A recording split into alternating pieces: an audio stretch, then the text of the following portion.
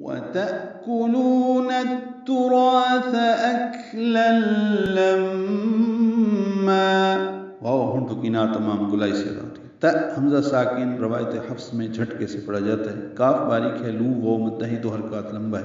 وَتَأْكُلُونَ نون کو التراث کی تا سے ملانا ہے. ادغام شمسی ہے. الف لام نہیں پڑھیں گے. را پر پڑھیں گے. الف متحد دو حرکات لمبا کریں گے. تا نرمی سے پڑھیں گے.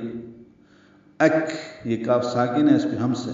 لام پر تنوین اور اس کے بعد لام آنے کی وجہ سے ادغام ہوگا. ادغام کامل ہے. اکلل لام لام سے ملا دیں گے. لم یہ میم مشدد اس میں غنہ ہے اور ما الف مد عوض دو حرکات لمبا کریں گے. لم ملانا ہو تو لم میم مشدد پہ غنہ اور مام میں ادغام ناقص مع الغنہ تو دونوں میں غنہ ہوگا.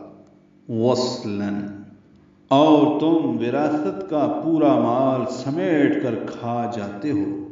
وَتُحِبُّونَ الْمَالَ حُبًّا جَمًّا وَتُحِبُّونَ واو تا جلدی پڑھیں گے. ہا کو با سے ملانا ہے. بو واو مدہ ہے. دو حرکات لمبا ہے. نون کو المال کے لام سے ملا دینا ہے. اظہار قمری ہے. مال مدہ ہے. دو حرکات لمبا ہے. لام جلدی پڑھنا ہے باریک.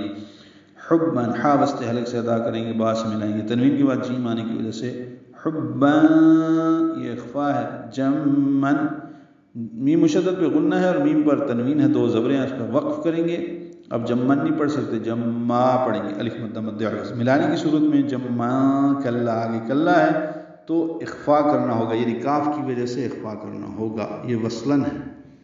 اور مال و دولت سے حد درجہ محبت کرتے ہو.